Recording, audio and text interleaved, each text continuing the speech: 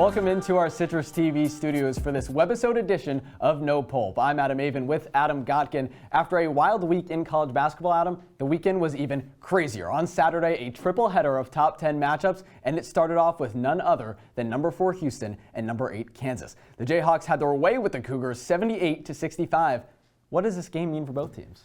Is it crazy for me to say that I just don't think Houston is that good? I've thought this the entire year. The metrics love them, but when you watch the basketball game, it's just not great. Houston doesn't have a single good win this year. The best win is BYU, and then they go and play Kansas and get killed.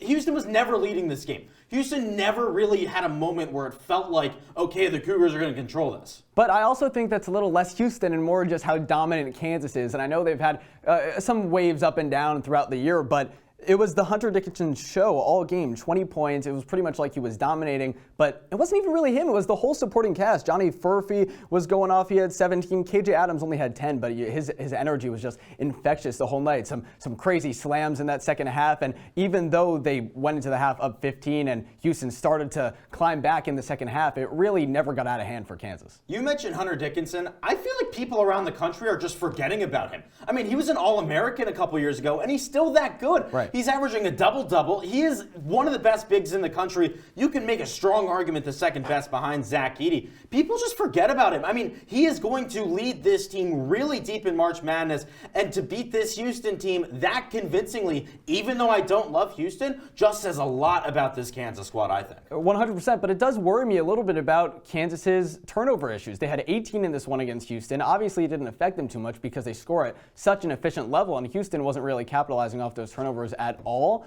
But I mean, it's not an issue then, because they can commit 18 turnovers and still win. Doesn't that say something? But when it's deep in March, Kansas needs to play clean to finish a game out with less turnovers, and hopefully they can go far. That is all the time we got for this No Pulp webisode. That's Adam Gotkin. I'm Avin. Make sure you catch the full show on YouTube at CitrusTV.